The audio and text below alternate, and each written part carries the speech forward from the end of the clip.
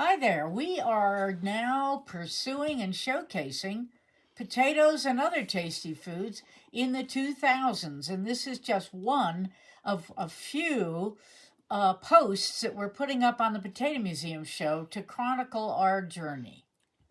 So, in the 2000s, we reached a global audience for our exhibits with the potatomuseum.com. You can see it over there on the left, and Food Museum Online.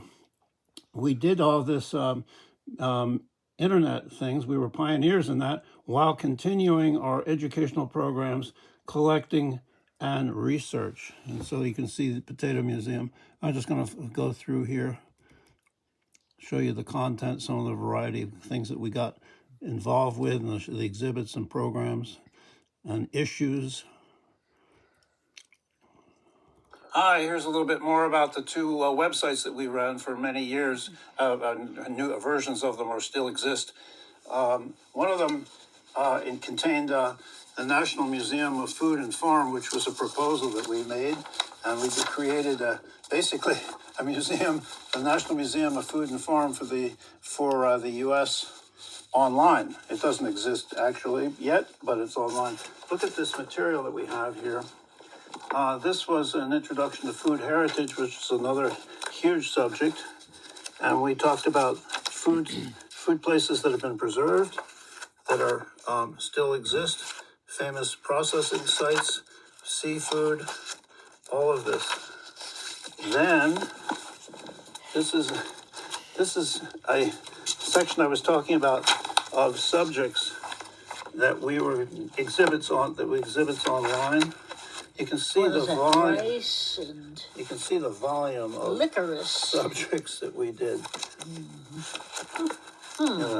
Then I did eating in New Mexico. This was also an online exhibit. Look at the extent of it.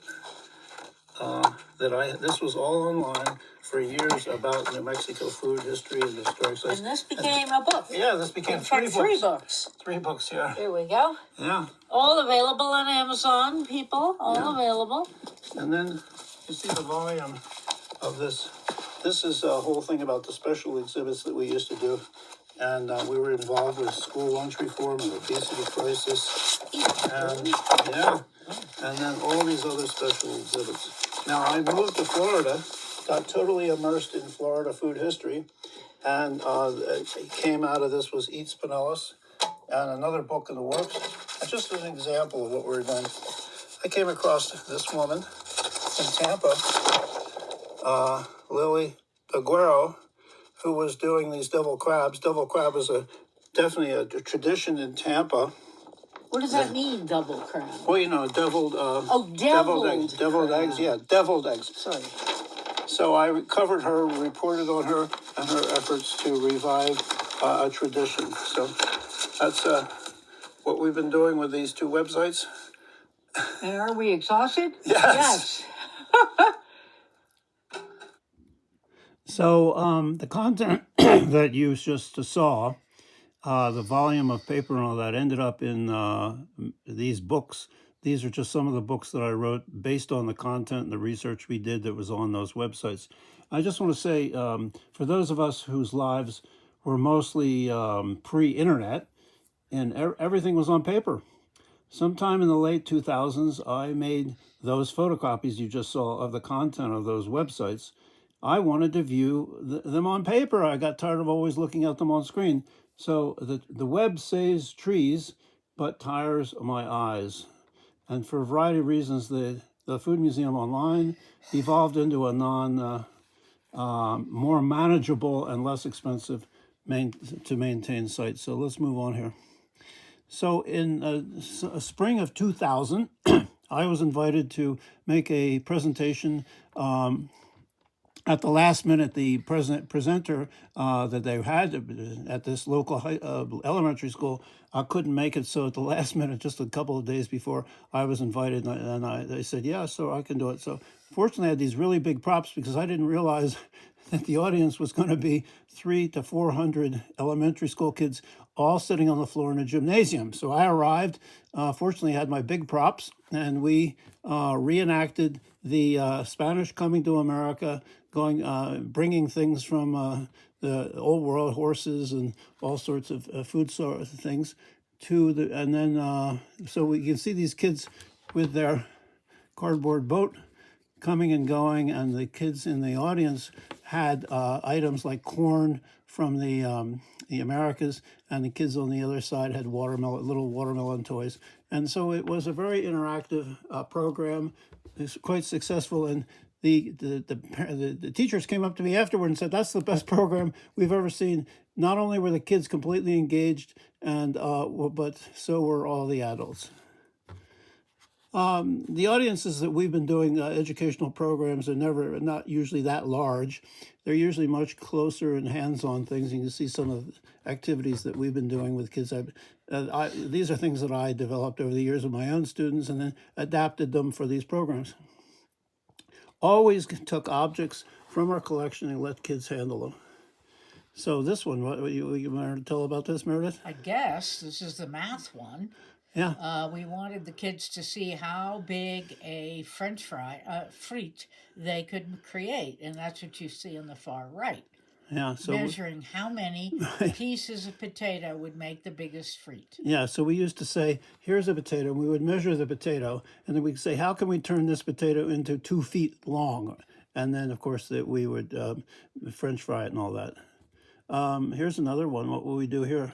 I don't know. You tell me. Okay, so I never understood this one. so we would juice the potato to show the kids and audiences what a potato consists of. And of course, you can see that most of it is water, and then some of it is fiber, and then the other part would be the starch. And so the starch is that on the right-hand side, you can see that little white stuff. So it's showing the ingredients of a potato.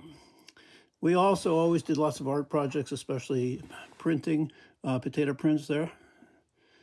So math and science and cultural awareness in our programs. For instance, on the left, these kids made graphs of their favorite ice cream flavors. And then I had them line up to make a physical graph of the kids. So you can see there on the left would be... What is in the graph? Well, see, so we asked the kids what their favorite ice cream flavor was. Yeah. It would be chocolate. You can see it over the left, upper top left. Yeah. So 7 or 8 kids said chocolate. And then 1 or 2 maybe said peach or something like that. So then we had the kids on the left all lined up, equivalent to how many kids like chocolate. This kid maybe likes vanilla, these kids. So it's physically graphing and math. Okay. On this side is cultural awareness. These kids made little banana boats. That is a tradition in Thailand at a certain holiday, and then they all floated away. This was one of our favorite things. So we would have explained how popcorn works. Popcorn is full of moisture, and as you heat it up, the water turns to vapor, and the vapor expands and explodes, and the kernel turns inside out. So we exploded this, didn't we? Yeah, so in classrooms.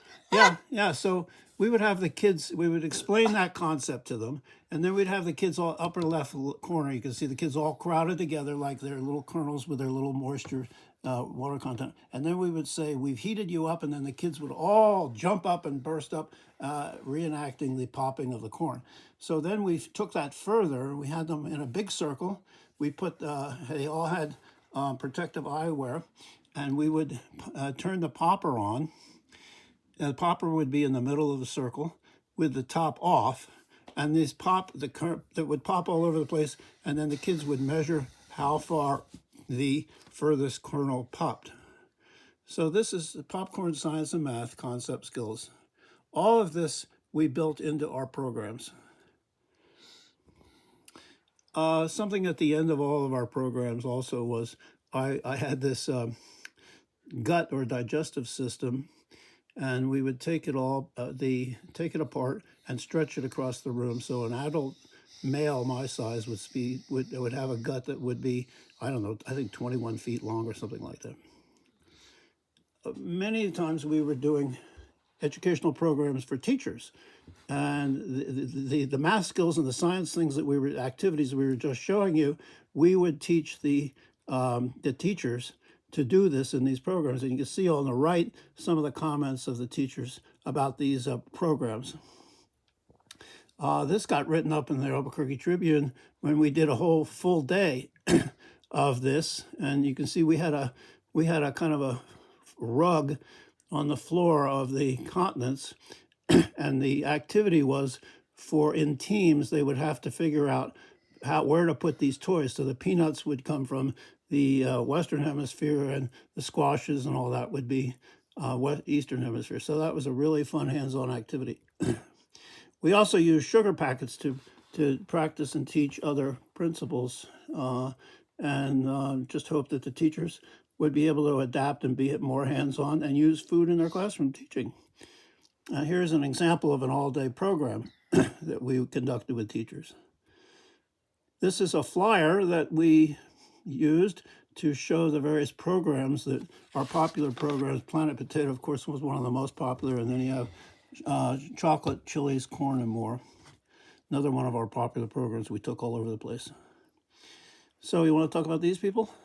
Yeah, these people found us online, and they were book publishers, and they asked us if we would be interested in doing a book about the museums of France. They had just been to a sort of obscure food museum in France, and so that set us off on a wonderful journey. Yeah, look at that. We went all around France.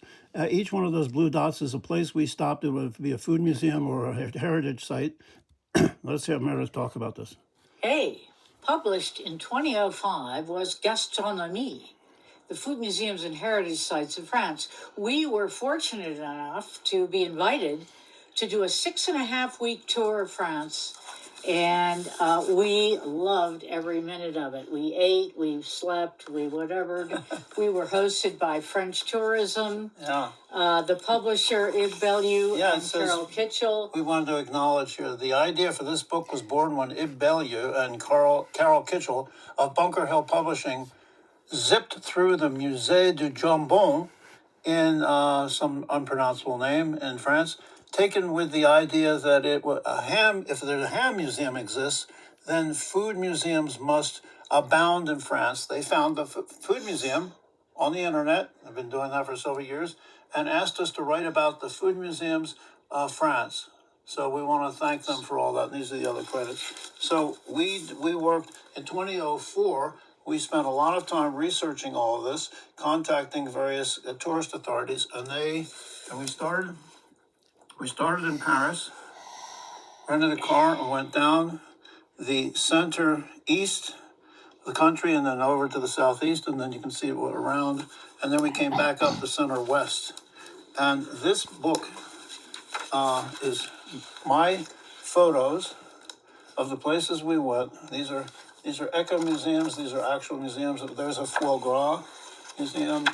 And I wrote the whole book. You wrote, and edited it, although Ib and Carol edited this was all about at the end. This was a museum about prunes. We had a wonderful time. And look at this. There's the Jambon Museum. And what happened was, and look at this, Sally, who was it? Did all the maps. Sorry, I don't remember her name. We'll get it later. But heavily illustrated, and we had a great time. And what happened was we were so well fed that sometimes we would pull into a first class hotel and they'd be waiting. The chef would be waiting for us. And I think it only happened once, and it was me, and I couldn't go downstairs and eat.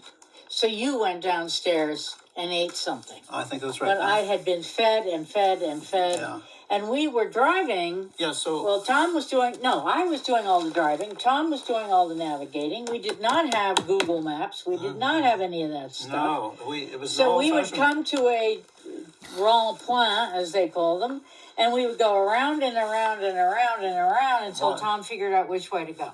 Yeah, and so I keep saying, go around again, around again. So we had this huge map book. I really wished that I'd had this one, which was much more compact, but I didn't know about this one, or this was published later. But again, it was all old-fashioned navigation with actual maps. So that's a little bit about this. It's still available. You can buy it. There's nothing else like it. and we got really good credits from the. Oh, one other thing I wanted to say.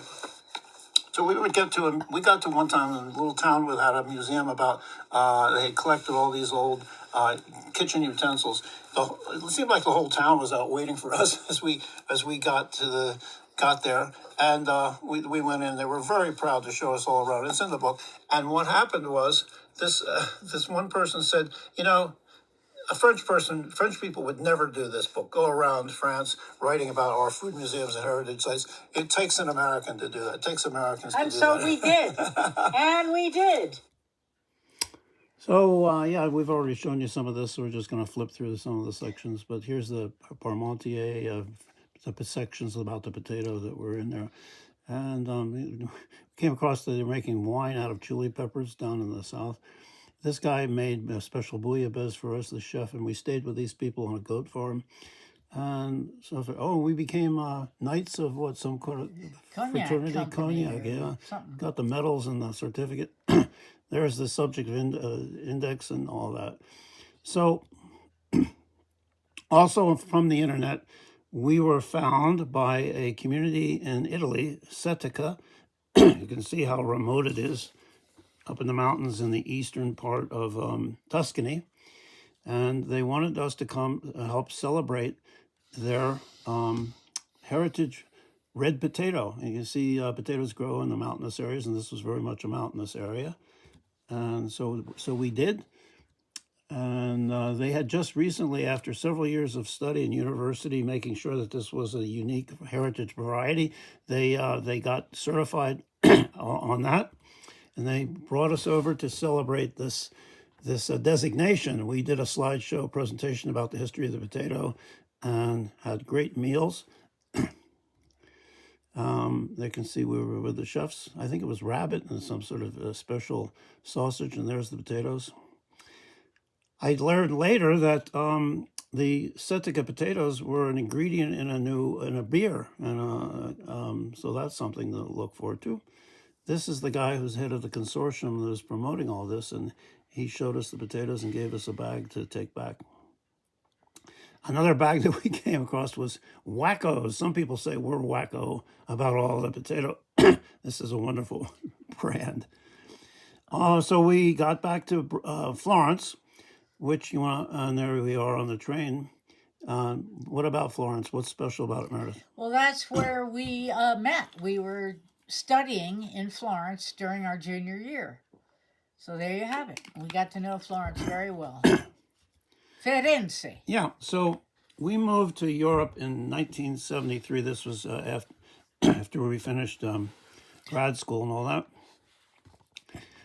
The USS, the France, right? And when we docked in Le Havre on our way to Brussels, we watched them unloading potatoes. I thought that was kind of a sign, because this was And you were going to take up a teaching job at the International School of Brussels, and I was working as a journalist. Yeah.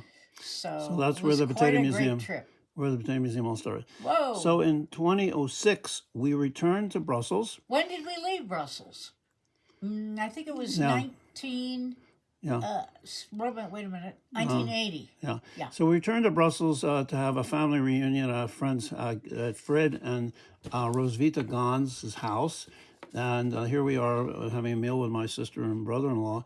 And then Fred and Rosvita spent the holidays at our house in Albuquerque, and we had a family reunion at their house.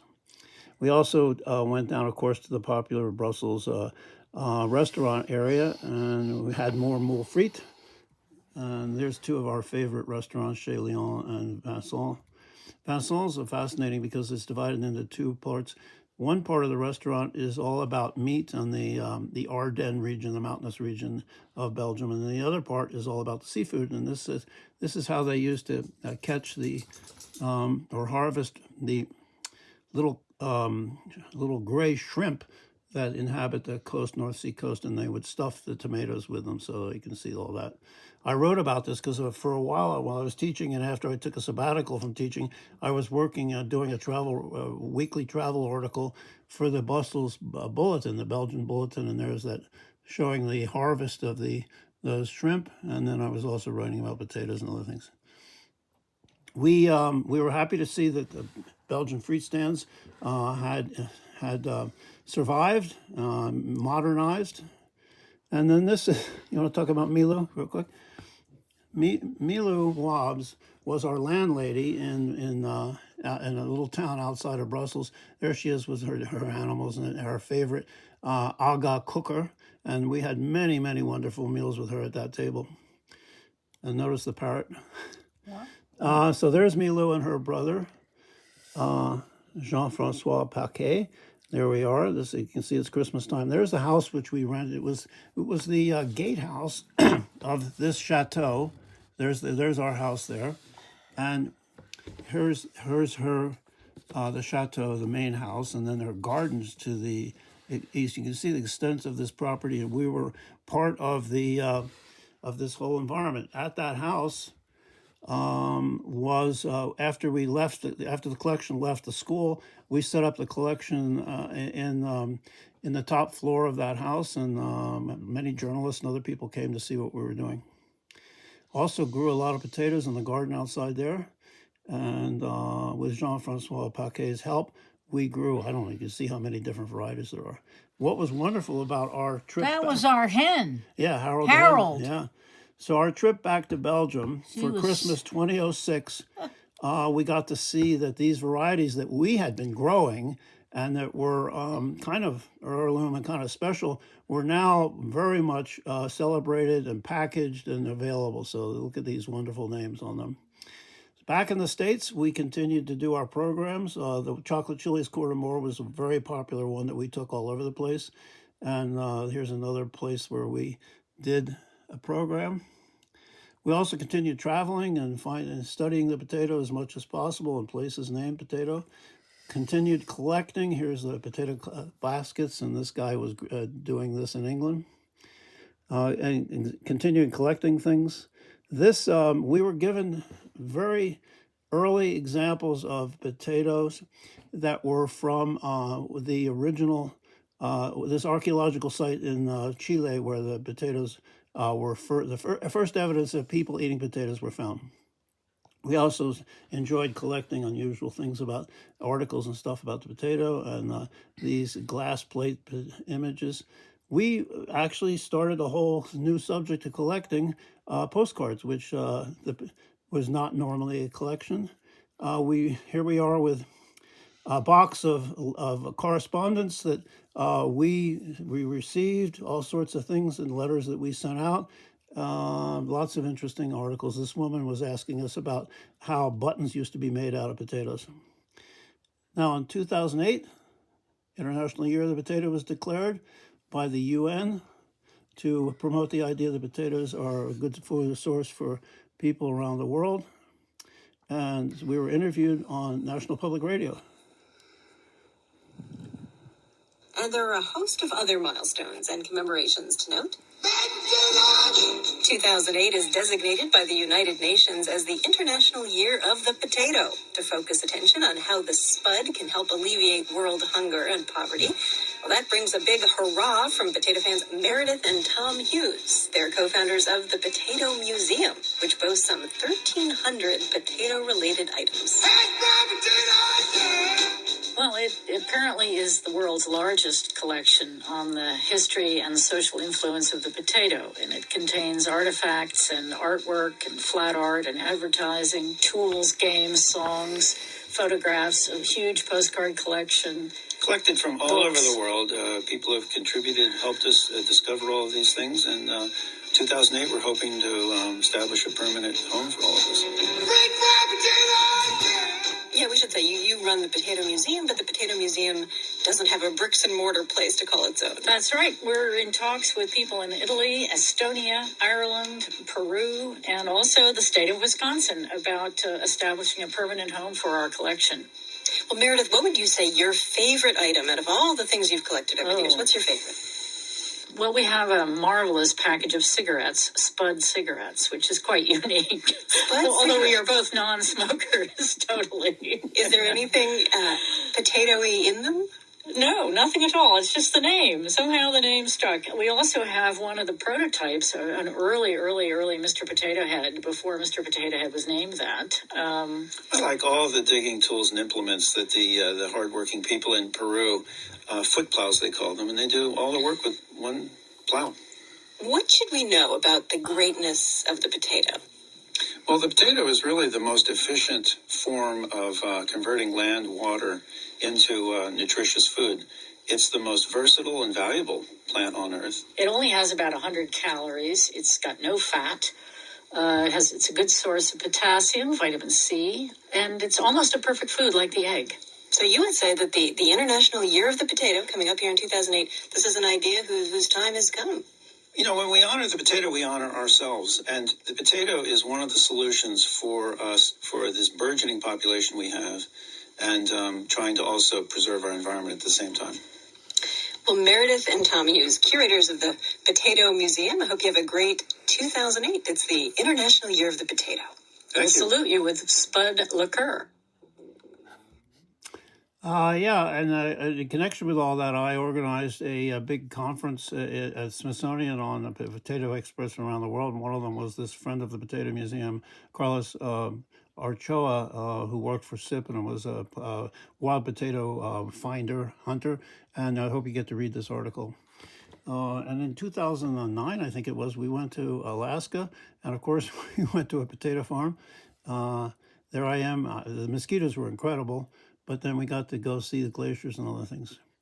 Meredith got so interested in Alaska foods that she created this Tumblr about it, and we're going to talk more about that in the next video, which is in 2010s. In 2007, I moved to Florida to teach at Florida's oldest prep school, fifth grade, and I got my students, of course, involved in potatoes. And I got involved in the food history of Florida and created this Tumblr about it and my travels around Florida, learning about Florida food history. And that ended up with this book, Eats Pinellas, which is a county that was where we were living, and it was a historic food growing area. And so for many years, still people passing through Denver Airport will notice that the Potato Museum is in Washington, D.C. It hadn't been there for years, but the idea was so memorable that this guy created this art installation, which included that. However, in 2009, late 2009, we were invited to be curators at a major exhibition at the Botanic Garden in Washington, the U.S. Botanic Garden. It was going to be called the Spuds on Earth. So that was going to be a return of the Potato Museum collection to Washington. And one of the features of that program, which we developed, was a potato science workshop. So, of course, I got my students in Florida to help me develop these science investigations. Here they are making electricity out of potatoes. So there's going to be much more in the next video about 2010s. And also we'll be talking about the books that we published, including this one, which was explaining the whole collection. So see you in our next video, 2010s. Thanks for watching. If you like these, don't forget to subscribe, leave us comments, and we'll see you again in the next show.